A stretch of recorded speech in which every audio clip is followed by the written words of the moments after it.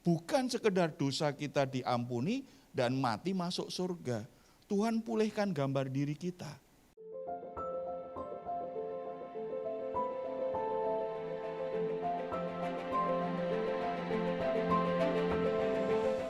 Salam saudara-saudara yang dikasihi Tuhan. Senang boleh bersama-sama dengan kita semua saat ini kita bisa beribadah bersama-sama. Saudara-saudara, kita sering mendengar nasihat atau kata motivasi yang berkata, jadilah dirimu sendiri. Kita sering dengar itu dari guru kita, dari pelatih kita, dari siapapun yang membimbing kita. Tetapi kita akan lihat, apakah kalimat itu selalu tepat bagi kita semua, bagi setiap orang.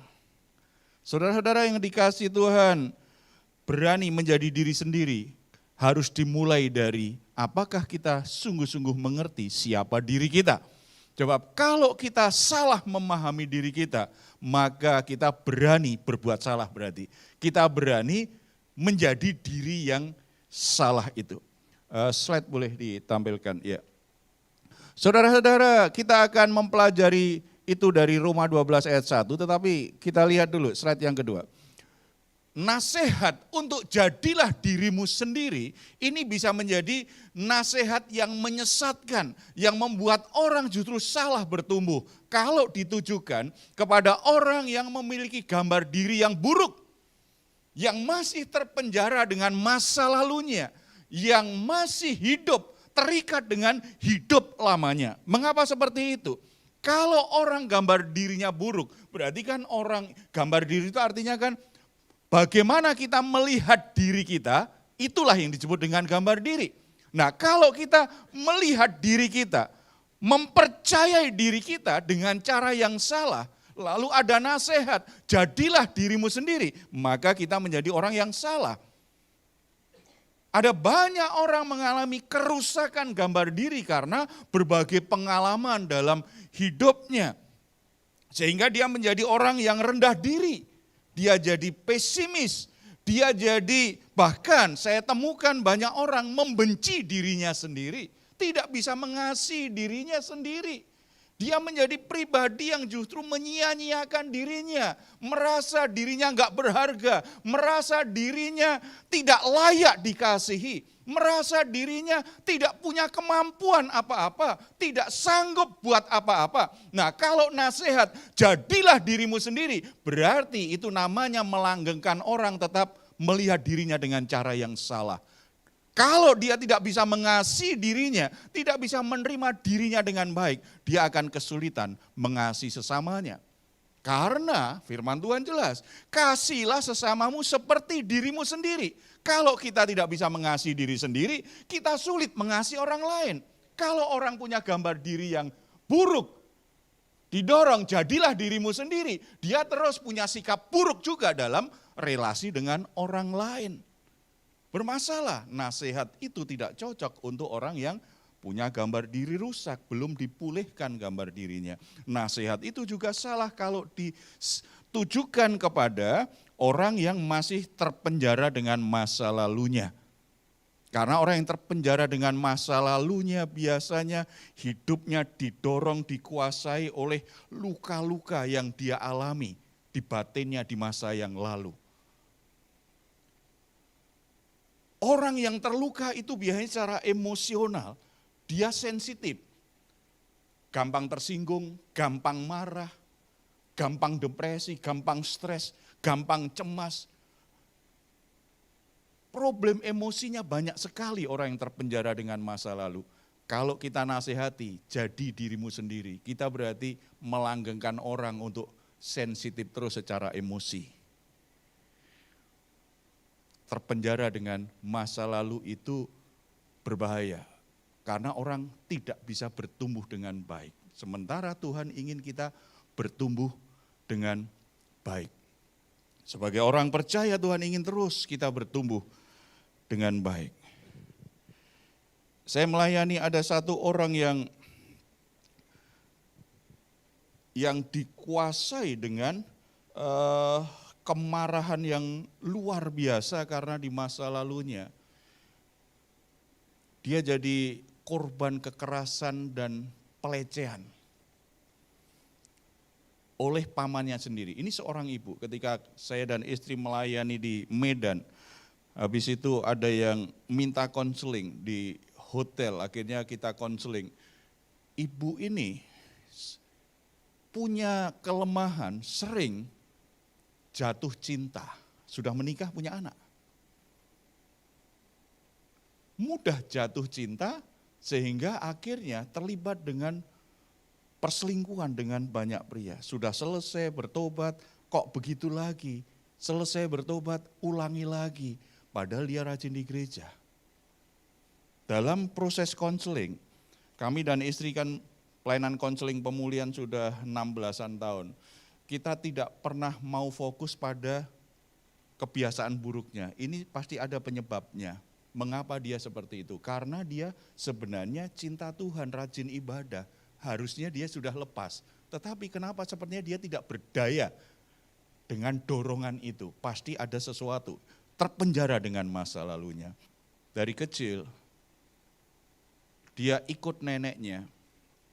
Lalu ada 2 pamannya, 2 atau 3, laki-laki. Yang masih remaja, ada yang pemuda. Dari SD sampai SMA, dia sering dilecehkan oleh paman-pamannya sendiri. Sambil diancam biasanya, pelecehan begitu kan, sambil diancam. Dia rusak, gambar dirinya rusak, ada perasaan takut, ada kemarahan, tetapi dia tidak berani untuk cerita ke orang lain. Setelah menikah pun dia tidak cerita kepada suaminya. Karena korban pelecehan itu gambar dirinya rusak, salah satunya dia merasa dirinya kotor dan tidak berharga. Belum lagi pelecehan diikuti dengan ancaman, di bawah ketakutan hari-hari itu untuk cerita. Menderita sebenarnya, itu ibu yang menderita. Nah coba kalau hanya fokus pada perselingkuhannya, lalu kita bukakan ayat, ibu nggak boleh dong, nggak tahu firman Tuhan ya, nggak boleh berselingkuh, nggak boleh berzina. Ibu itu tambah bersalah, tetapi tidak berdaya untuk keluar dari situ. Karena dorongannya itu karena masa lalu yang belum sembuh. Akhirnya dia mulai cerita begitu, kita layani pemulihan hatinya. Mengampuni paman-pamannya, harus dimulai dari situ. Supaya setelah itu dia bebas dari masa lalunya. Kalau dia bebas dari masa lalunya, dia disembuhkan Tuhan, dia melepaskan pengampunan, dia alami kemerdekaan, dia punya kekuatan untuk bisa mengendalikan dorongan-dorongan yang salah.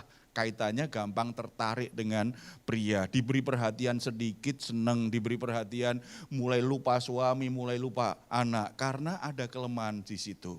Begitu dia mulai pulih, dia punya kekuatan itu. Nah kalau kita berkata kepada seseorang, jadilah dirimu sendiri, padahal dia masih terikat dengan masa lalunya, berarti boleh dong saya tetap dalam kelemahan saya. Boleh dong sekali-kali selingkuh. Karena ini kan kelemahan saya. Lupa bahwa dalam Kristus Tuhan sudah merdekakan kita. Jadi nasihat itu enggak pas dengan orang yang masih di penjara masa lalu. Apalagi kalau masih terikat dengan dosa. Saya selanjutnya. Itu tepat. Ya, itu tepat sekali kalau untuk orang-orang yang punya gambar diri yang sudah dipulihkan oleh Tuhan dan sudah mengalami kasih karunia Tuhan. Saudara-saudara, ketika manusia pertama diciptakan, manusia itu diciptakan serupa dengan gambar dan rupa Allah, betul? Tetapi setelah dosa, manusia gambar dirinya rusak. Gambar diri manusia yang sesungguhnya itu serupa dengan gambar dan rupa Allah. Serupa. Tetapi ketika jatuh dalam dosa, hubungannya dengan Allah rusak, gambar dirinya rusak. Sehingga manusia tidak memancarkan keserupaan dengan Tuhan, tetapi memancarkan keserupaan dengan hantu. Saya itu suka berimajinasi seperti ini. Ketika Tuhan ciptakan Adam dan Hawa, kemudian Tuhan ingin mereka beranak cucu, kan mereka juga gambar dan rupa orang tuanya yang serupa dengan gambar rupa Allah. Dalam imajinasi saya itu, Tuhan mungkin punya mimpi ketika manusia ketemu satu sama lain, kasih salam. Kalau aku ngobrol dengan kamu itu aku ingat Tuhan loh. Perhatianmu itu seperti perhatiannya Tuhan. Kebaikanmu itu seperti kebaikan Tuhan loh. Karena semuanya memancarkan keserupaan dengan gambar Allah. Tetapi sejak jatuh dosa, kalau ketemu itu seperti lihat setan. Bukan lagi lihat Tuhan. Itu kerusakan, kehilangan kemuliaan Allah itu. Tetapi ketika Yesus Kristus mati di atas kayu salib, Dia berkata sebelum menghembuskan nafas terakhir, sudah selesai. Artinya apa? Semua masalah hidupmu, semua kuasa dosa yang menghancurkan, yang merusak hidupmu, kutuk dosa, itu sudah lunas dibayar oleh Yesus Kristus. Salah satu berkat itu pemulihan gambar diri sebenarnya. Bukan sekedar dosa kita diampuni dan mati masuk surga. Tuhan pulihkan gambar diri kita. Makanya Roma 9 ayat 29 katakan, dari semula kita dipilih dan ditetapkan untuk menjadi serupa dengan gambaran anaknya. Gambar Yesus Kristus. Berkat dari penebusan Kristus tidak hanya pengampunan dosa, gambar diri kita dipulihkan. Kita menjadi seseorang yang bisa melihat diri sendiri dengan cara benar, seperti Tuhan melihat diri kita. Jadilah dirimu sendiri dalam gambar Allah yang sudah pulih itu. Lihat dirimu sebagai orang-orang yang dikasihi Tuhan. Lihat dirimu sebagai orang yang diterima Tuhan apa adanya. Lihat dirimu sebagai pribadi yang istimewa, yang berharga di mata Tuhan.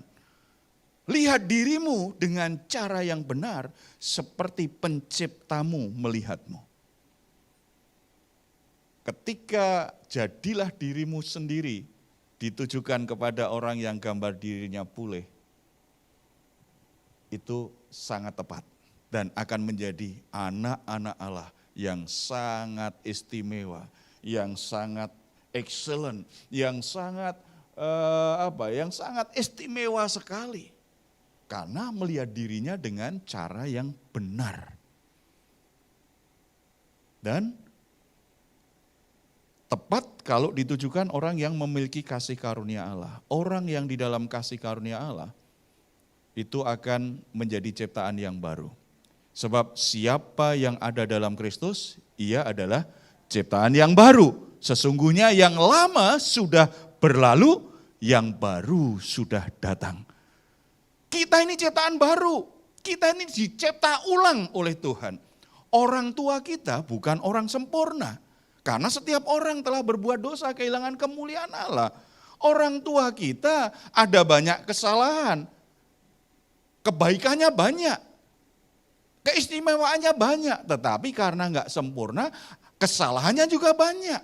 Sadar atau tidak, kan secara DNA diturunkan kepada kita. Kita itu kan mewarisi dari orang tua kita kan kebaikannya ada, kejelekannya ada. Bapak Ibu kita mewariskan ke anak kita kan itu kan. Kebaikan kita, sifat baik kita ada, tetapi sifat buruk kita ada. Makanya kalau kita lihat anak kita, Bapak Ibu yang punya anak-anak masih kecil gitu ya, kalau lihat anak bandel tinggal cek aja, itu sifat bapaknya atau ibunya. Enggak perlu salahkan orang lain. Lalu siapa yang paling bisa untuk nangani kenakalan anak itu? Ya bapaknya, kalau memang itu menunjukkan bapaknya di masa kecil. Karena bapaknya sudah melewati kenakalannya kan. Sesama orang nakal kan biasanya lebih paham. Kan? Jadi nggak usah nyalakan yang lain siapa. Saudara-saudara, orang yang beroleh kasih karunia itu jadi ciptaan baru.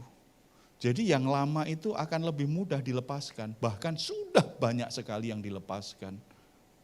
Karena status kita baru, mungkin kecenderungan emosi, ya itu perlu ditata itu. kebiasaan perlu ditata itu. Tetapi status kita baru sekarang. Ada DNA Tuhan. Kemuliaan Tuhan kembali diberikan. Makanya kita dirancang untuk apa? Menjadi serupa dengan gambar Yesus Kristus. Tidak peduli orang tua kita seperti apa.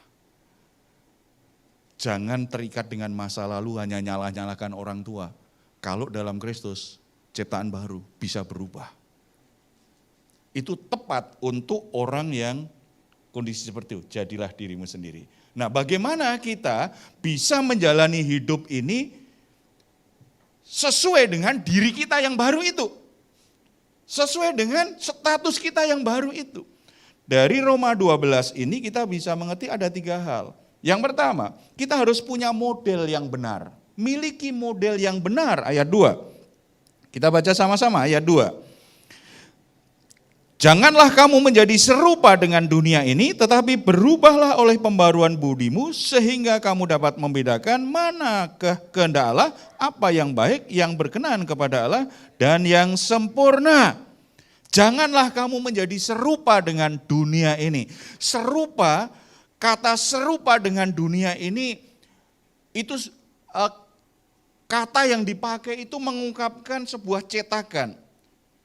Kalau misalnya ibu-ibu buat kue itu, misalnya kuenya mau dibuat bentuknya bintang, kan ada cetakannya tuh. Bentuknya bunga ada cetakannya. Semua adonan yang ditaruh di situ begitu sudah sudah mateng dikeluarkan bentuknya akan seperti cetakannya. Jangan kamu seperti cetakannya dunia. Jangan lagi kamu itu dicetak oleh dunia.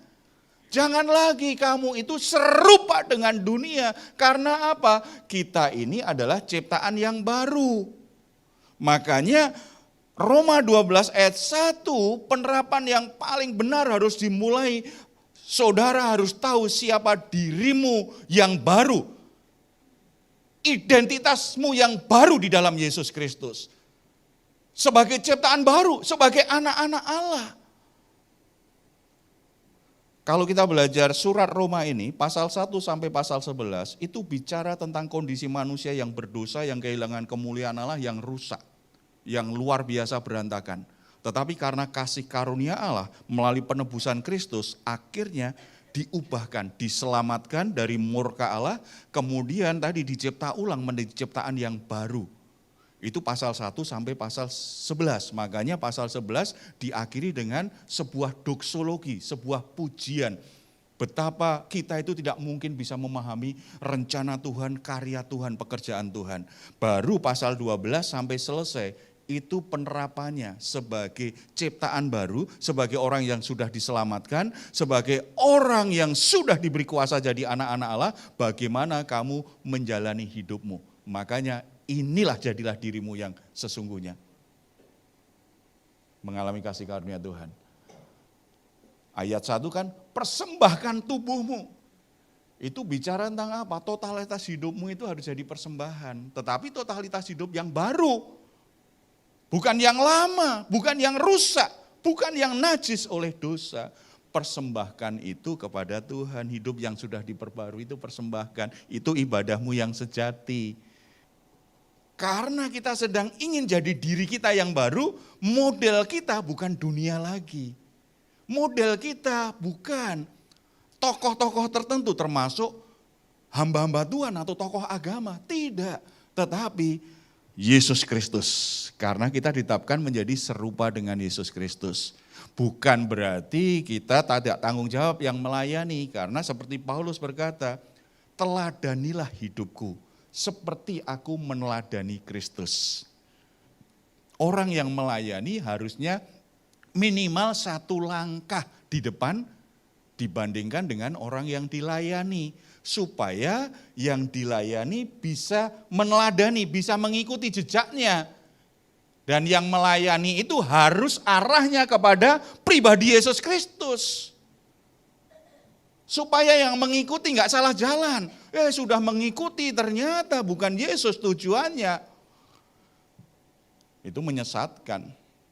Model kita adalah pribadi Yesus Kristus. Kita harus dicetak oleh pikiran Kristus. Makanya di situ dikatakan, hendaklah jangan menjadi serupa dengan dunia ini, tetapi berubahlah. Berubahlah oleh apa? Pembaruan budimu, pembaruan pikiran. Pikiran kita harus kita taklukkan pada pikiran Kristus. Pikiran Kristus, pikiran Tuhan di mana? Di Alkitab. Firman Allah yang tertulis. Saudara dengar firman Tuhan, baca firman Tuhan. Saudara harus renungkan supaya pikiranmu yang lama itu digantikan dengan pikiran yang baru. Nah, kalau bicara tentang dunia, itu sebenarnya dalam kekristenan tidak ada yang namanya sekuler dan rohani. Gak ada pekerjaan sekuler dan rohani. Semua pekerjaan itu rohani. Yang disebut duniawi itu adalah cara berpikir, norma-norma dan nilai-nilai yang bertentangan dengan firman Tuhan. Yang bertentangan dengan apa yang semestinya sesuai dengan nilai-nilainya kerajaan Allah. Makanya kadang-kadang orang yang bekerja di luar sana, orang anggap itu sekuler, lebih rohani daripada orang yang kerja di gereja. Contoh sederhana. Bapak Ibu ada yang berdagang, punya toko, ketika buka toko pasti berdoa, Tuhan berkati supaya tokoku laku, ada pelanggan yang datang. Kemudian benar tuh, gak berapa lama datang pelanggan, pemulung. Karena pemulung dia beli barang kita, dia beli uangnya kan dikumpulin 2.000, 1.000, 5.000 dan itu lecek-lecek kan, kusut lecek. Wah itu untuk pedagang itu harus tambah kerjaan, gitu kan? Itu harus dirapikan karena kan orang jualan biasanya rapi kan, uangnya dirapikan. Tetapi dia nggak mengeluh, dia bahkan sambil merapikan uang yang lecek dan kotor itu dia terucap, Tuhan berkati tadi pemulung tadi, supaya semakin Tuhan berkati, nanti kalau beli lagi di sini, uangnya lebih bagus, karena pekerjaannya juga lebih bagus. Lalu ada yang kerja di gereja, ya bukan, pokoknya pelayanan di gereja, menghitung uang persembahan. Sama-sama duit ini yang dihitung nih, gitu ya. Lalu ada jemaat yang memberi persembahan 2.000 lecek. Ada yang 5.000 lecek kotor. Sambil menghitung ini yang melayani, dia mengeluh, ini enggak tahu ya. Ibadah di sini AC itu kan butuh listrik, bayar listrik mahal. Fasilitasnya banyak. Minimal kalau masuk sini lah ibadah sini minimal 50 lah, dia harus tahu diri lah. Pertanyaannya, siapa yang lebih rohani, yang dagang atau yang melayani di gereja?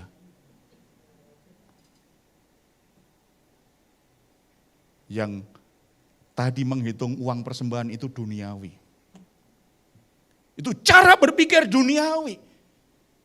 Karena yang dipikirkan hanya untung rugi dan menilai orang dengan uang. Sementara yang pedagang menghargai orang yang mungkin dianggap secara sosial jauh dari dia. Memberkati. Itu duniawi, itu cara berpikir, norma-norma dan nilai-nilai. Kalau kita punya model Yesus Kristus, makin lama kita meninggalkan cara berpikir, nilai-nilai duniawi itu. Karena pikiran kita diperbaharui firman Tuhan. Kita semakin selaras dengan firman Tuhan. Makin hari kita akan menjadi serupa dengan Kristus. Kristus nyaman sekali loh, kalau kita baca Alkitab kan luar biasa. Yesus itu duduk di antara pejabat tinggi oke, dengan orang kaya oke, tetapi dengan penjahat oke, dengan orang yang dihindari orang oke, dengan orang yang kecanduan seks kayak orang perempuan Samaria itu, orang yang mungkin secara sosial dianggap itu musuhnya ibu-ibu itu, sebab kalau dekat dia suaminya bisa disambet itu, kan nikah berulang-ulang begitu kan. Yesus oke saja. Dengan Lazarus, dengan Sakius pemungut cukai bisa makan sama-sama. Padahal bagi orang masa itu yang merasa dirinya kudus, orang-orang Yahudi menganggap mereka orang berdosa. Dengan pelacur oke saja duduk bersama. tidak menghakimi, bisa menerima, bisa memberi kasih karunia. Serupa dengan Kristus. Saudara, kita semua pasti masih jauh dari hal itu. Sadar atau enggak, kita itu kan milih-milih komunitas, milih-milih orang. Dan ada dorongan kadang-kadang menghakimi orang yang berbeda dari kita, yang kita anggap rendah dari kita, yang kita anggap berdosa. Ketika pikiran kita diperbaharui, makin lama kita serupa dengan Kristus, memperlakukan orang pun dengan kasih karunia Tuhan. Berperilaku, bertindak sesuai dengan firman Tuhan. Jadikan Yesus model. Kalau kita ingin jadi diri kita yang sudah diperbaharui Kristus, diri kita yang baru sebagai orang percaya, modelnya Yesus Kristus. Kalau saudara kecewa dengan hamba Tuhan, jangan akhirnya meninggalkan Tuhan. Kecewa dengan hambanya, kok meninggalkan Tuhannya? Kan salah. Tapi nggak ada di sini. Nah, nggak ada yang ngaku. Ada banyak. Saya kan pelayanan pemulihan ya, saya temukan orang yang paling sulit diampuni orang Kristen, pertama orang tua. Dari dua orang tuanya yang paling sulit diampuni ayahnya. Kalau suruh ngampuni orang tua, apalagi ayah, banyak orang itu harus dimotivasi, diberi pengertian. Enggak langsung mau. Karena apalagi udah sekian lama dan itu sudah sangat terluka banget. Dan yang kedua, orang Kristen agak sulit mengampuni, lebih juga sulit mengampuni pendeta. Pendeta dan hamba-hamba Tuhan yang melayani. Sulit. Saya paham situasi seperti itu. Ya. Saya pernah kecewa dengan pemimpin saya. Dan saya melayani banyak orang Kristen yang seperti itu. Padahal awal-awalnya semangat mengasihi Tuhan. Tapi karena terluka. Tetapi jangan meninggalkan Tuhan gara-gara terluka dengan ayah ibu. Karena Tuhanlah yang mengizinkan kau lahir di dunia ini lewat ayah ibumu. Jangan tinggalkan Tuhan kalau kecewa lagi terluka dengan hamba Tuhan. Tetap ikut Tuhan. Karena sumber hidup kita, sumber kekuatan kita, sumber sukacita kita, sumber kebenaran kita Tuhan. Hamba Tuhan kan salah satu alat yang dipakai Tuhan. Model kita Tuhan Yesus. Walaupun itu tidak mengabaikan tanggung jawab hamba Tuhan dan pelayan Tuhan harus menjaga integritasnya ya supaya bisa jadi teladan yang baik. Tetapi ingat, kita tidak bisa jadi teladan yang sempurna. Kita hanya jadi teladan yang mengarahkan orang akhirnya ketemu dengan Yesus pribadi. Berjumpa dengan Yesus pribadi. Jangan jadikan orang yang kita layani itu pusatnya ke kita. Itu namanya kita mengambil posisinya Tuhan. Durhaka nanti. Enggak, kita itu hanya hamba. Yang kedua, lihat dirimu secara pas. Nah, kita kadang-kadang kan enggak pas lihat diri kita. Kita itu menilai diri kita, tadi kalau gambar dirinya buruk, menilai dirinya di bawah. Selalu negatif, itu kalau gambar dirinya buruk. Tetapi bagi orang yang sombong, menilai dirinya selalu di atas. Tidak pernah merendah. Selalu lebih baik dari orang lain, lebih tinggi dari orang lain. Enggak pas. Itu yang membuat orang akhirnya karena tidak jadi dirinya sendiri, dia tidak bisa bertumbuh dengan baik. Coba kita punya anak. Dulu ada anak sekolah minggu, lama enggak ketemu. Saya senang karena setelah puluhan tahun ketemu, dia bersaksi. Dia sudah dipulihkan Tuhan. Dan saya terkejut kesaksiannya, walaupun waktu itu hanya duga-duga aja. Anak perempuan tapi tomboy sekali. Suka berantem. Jadi lebih garang dari temannya laki-laki. Pokoknya dunia kerasnya laki-laki, wah dia menguasai. Ternyata dari kecil, karena dia anak perempuan, ayahnya itu berharap, dia anak ketiga kalau nggak salah, anak ketiga. Ayahnya berharap anak ketiga ini lahir laki-laki, karena anak pertama perempuan, anak kedua perempuan. Yang ketiga dia berharap laki-laki. Keluarga ini waktu itu hanya tempat tertentu, rumah sakit tertentu yang bisa melayani USG dan keluarga ini nggak mampu. Jadi hanya nebak-nebak saja. Ternyata yang lahir anak perempuan lagi. Begitu di rumah sakit diberitahu dokter, selamat Pak, anaknya lahir, ibunya juga sehat, anaknya sehat. Yang ditanya pertama oleh bapak itu apa? Laki atau perempuan dok? Puji Tuhan, perempuan yang cantik. Ya, karena di rumah sakit Kristen, bapak itu langsung pulang. Dan dia tidak pernah menyentuh bayinya. Karena tidak seperti yang dia harapkan. Ibunya sedih sekali, ini hati ibu ya. Anaknya seperti apa? Walaupun bahkan lahir cacat pun ya, mungkin suaminya malu ajak anaknya, tetapi hati ibu pasti nggak berubah tuh, tetap melayani. Cuma ibu tadi karena tekanan supaya menghibur hati suaminya, dari bayi anak ini ditandani laki-laki. Berarti anak ini tumbuh dalam gambar diri yang rusak. Dia terlibat tadi tawuran, akhirnya terakhir narkoba. Ditangkap polisi, kasih alamat, orang tua dihubungin, orang tuanya datang walaupun marah-marah, akhirnya bawa keluar. Bayar keluar. Yang terakhir akhirnya kapok, akhirnya biarin saja di penjara. Karena sudah nggak diperdulikan, anak ini akhirnya takut di penjara. Dia saking takutnya dia ingat Tuhan Yesus. Jadi guru sekolah minggu ya yang ajar anak-anak, jangan pernah merasa sia-sia pelayananmu. Anak ini begitu dia di penjara dalam ketakutan, dia berseru kepada Tuhan Yesus. Tuhan, kalau aku terlepas, aku takut Tuhan, kalau aku terlepas dari penjara ini, saya akan sungguh-sungguh ikut Engkau. Entah gimana caranya, pokoknya malam itu mendadak selnya dibuka, kamu keluar pulang. Dia tidak tahu siapa dan apa alasannya dia keluar. Orang pertama yang dia cari adalah hamba Tuhan yang dia kenal. Kemudian dia dilayani, dibimbing. Masuk sekolah Alkitab. Ketika dia kesaksian itu dia sudah selesai sekolah Alkitabnya. Dia melayani Tuhan.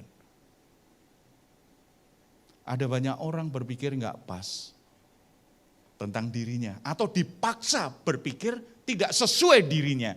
Akhirnya pertumbuhannya banyak konflik diri, tidak bisa berkembang dengan baik. Kalau kita baca di ayat yang ketiga, berdasarkan kasih karunia yang dianugerahkan kepadaku, aku berkata kepada setiap orang di antara kamu, janganlah kamu memikirkan hal-hal yang lebih tinggi daripada yang patut kamu pikirkan, tetapi hendaklah kamu berpikir begitu rupa sehingga kamu menguasai diri menurut ukuran iman yang dikaruniakan Allah kepada kamu masing-masing. Kamu menguasai diri sehingga kamu bisa berpikir sedemikian rupa menurut ukuran iman. Saya berjumpa dengan seorang hamba Tuhan yang punya visi, Pak Heru, saya dapat visi dari Tuhan untuk membangun ribuan gereja, ratusan gereja di seluruh Indonesia ini. Wah, luar biasa ya. Makanya dia mulai bergerak. Tetapi apakah saya harus seperti dia? Tidak, saya harus mengerti ukuran iman, karunia yang Tuhan berikan kepada saya apa. Saya belajar dari orang ini, iya. Tetapi saya tidak perlu harus niru dan ngikutin. Lalu kalau enggak seperti dia, saya merasa hamba Tuhan yang kecil, yang enggak. Setiap orang kan punya panggilannya, punya karunianya. Kita harus mengerti keunikan kita apa. Kita harus mengerti keistimewaan kita apa. Kita harus tahu karunia yang Tuhan berikan untuk melayani apa. Enggak perlu ikut-ikutan, belajar dari orang lain oke, memang harus. Jangan merasa bisa semuanya, tetapi ingat apa yang cocok dengan kita. Tadi perempuan dipaksa jadi laki-laki kan jadi banyak masalah. Identitas gendernya jadi rusak, gambar dirinya rusak. Nah, kalau misalnya saya ini dirancang Tuhan kayak semangka, saya enggak perlu kan cemburu dengan durian. Durian lebih mahal. Lebih banyak dicari orang tuh. Rasanya enak. Semangka sama durian enak mana ya? Tetapi durian punya kelemahan juga kan? Bentuknya itu loh. Duri-durinya gitu kan. Dan korbannya banyak. Penggemar durian kan banyak yang stroke. Semangka terlalu halus. Lembek. Coba kalau orang dilempar dengan durian, bonyok dia. Kuat berarti kan? Dilempar dengan semangka, semangkanya yang hancur. Kita nggak akan benjol walaupun benturannya sakit sedikit. Kalau Tuhan rancang saya jadi semangka yang baik aja, nggak usah pengen jadi kayak durian. Walaupun durian banyak penggemarnya lebih mahal, ya nggak apa-apa. Saya jadi semangka yang baik saja. Jadi jangan iri dengan orang lain, iri dengan karunia orang lain, pengen seperti orang lain. Itu membuat kita konflik dalam diri kita, akibatnya kita malah nggak jadi diri sendiri. Kita hanya berpikir gimana seperti orang lain. Saya dulu pernah pengen seperti pendeta-pendeta terkenal. Begitu saya dipercaya untuk menggembalakan jemaat sendiri, wah saya mulai nyontoh pendeta-pendeta terkenal itu gayanya seperti apa ya. Saya dulu SMA pernah ikut teater, jadi mungkin ngikutin bisa dikit gitu ya. Tetapi semakin saya niru pendeta-pendeta terkenal, jemaat semakin berkurang. Bukan semakin bertambah. Semakin saya paksakan, semakin habis. Saya malah tambah frustasi. Saya frustasi dengan pelayanan, jemaat tambah berkurang, saya frustasi dengan diri sendiri. Tetapi Tuhan ingatkan, saya panggil kamu kan tidak seperti orang lain. Kenapa aku panggil kamu? Karena kamu beda dengan dia. Aku panggil kamu beda dengan orang itu. Temukan keunikan kita. Anak-anak muda nggak usah cemburu, nggak usah pengen. Temukan keistimewaanmu. Saya selalu bilang dengan anak-anak muda, tidak ada orang bodoh. Semua orang itu pinter, yang adanya orang malas belajar. Jadi kalau nggak seperti orang lain, ya nggak apa-apa. Masalahnya kalian bertumbuh sesuai dengan keunikanmu nggak? Itu bagian yang ketiga. Jadi tadi kita harus berpikir pas, setelah itu yang ketiga, kita harus aktualisasikan, kita harus kembangkan keunikan kita itu. Kalau kita baca di ayat selanjutnya ya, ayat yang ke-4-8 itu bicara tentang karunia-karunia, keunikan karunia. Saya menyebut itu namanya karunia motivasi, dorongan yang Roh Kudus taruh di hati kita untuk melayani orang lain, untuk menjadi berkat bagi orang lain. Di situ ada yang namanya nasihat, karunia menasehati, karunia membagi-bagikan sesuatu, karunia bermurah hati, jadi menghibur, menguatkan orang begitu. Ada karunia memimpin, ada karunia bernubuat, itu menyatakan pesan Tuhan kalau orang sudah mulai menyimpang. Supaya orang ngerti, oh kamu salah loh jalanmu, ada yang menegur. Ada yang karunia melayani, suka menolong, memberi bantuan praktis tuh. Kalau di sini ada orang yang seneng itu, misalnya habis kebaktian, inisiatif sendiri itu, misalnya ada bungkus permen atau apa, dia pungutin walaupun nggak disuruh, itu karunia melayani itu namanya. Ada yang ngatur kursi gitu, seneng gitu, lihat kurang lurus aja dia urutkan lagi gitu. Nggak ada yang nyuruh aja, ada yang lakukan, itu karunia melayani. Itu tidak menunjukkan siapa yang lebih baik, siapa yang lebih unggul. Itu namanya karunia. Karunia itu pemberian cuma-cuma yang dipercayakan Tuhan. Karunia rohani itu tidak menunjukkan keunggulan rohani seseorang. Itu bicara tanggung jawab. Ibaratnya kalau profesi itu spesialis. Karunia saya mengajar. Saya konseling orang, saya mendoakan orang besuk, saya khotbah, pasti ada nuansa ngajarnya. Saya kalau mengunjungi orang, saya nggak langsung tuh tumpang tangan doa, sembuh, enggak. Saya ajak ngobrol dulu. Bu, gimana? Selama sakit ini, Ibu ini enggak, pasti belajar sesuatu dong, merenung dong. Ibu tahu nggak kira-kira apa ya kehendak Tuhan ya? Kenapa Ibu diizinkan sakit? Ngajar itu, supaya dia ngerti kehendak Tuhan. Tapi kalau yang karunia menasehati, dia menghibur. Nggak usah susah, Kan ada Tuhan, ada teman-teman gereja, itu menasehati. Kalau yang berbagi, kalau tim besuk nih ya, ada yang punya karunia membagikan sesuatu, dia langsung single temannya. Kamu berapa? Dari aku segini nih, nanti sebelum pulang mosok kita nggak bawa apa-apa, kita nggak kasih. Yang karunia membagi-bagikan sesuatu paling rajin untuk nagih temannya. Kamu kasih berapa? Aku dulu nih, aku kasih sini, kamu nambahin dong. Ketika melakukannya sukacita. Apakah yang memberi uang lebih baik? Tidak. Apakah yang mengajar lebih baik? Tidak. Apakah yang menghibur kurang baik? Enggak. Semuanya dirancang Tuhan, diberikan Tuhan, supaya orang yang punya kebutuhan terpenuhi kebutuhannya untuk mengenal Tuhan, mengalami kasih Tuhan, dan masalahnya ada jalan keluar. Apakah siapa yang lebih baik? Tidak ada, semuanya baik, semuanya istimewa. Saudara harus kenali talentamu apa, karuniamu apa, jadilah dirimu. Apa yang Tuhan taruh dalam hidupmu, kembangkan dengan baik. Karena setiap orang dirancang Tuhan untuk bertumbuh. Setiap orang dirancang Tuhan untuk berbuah.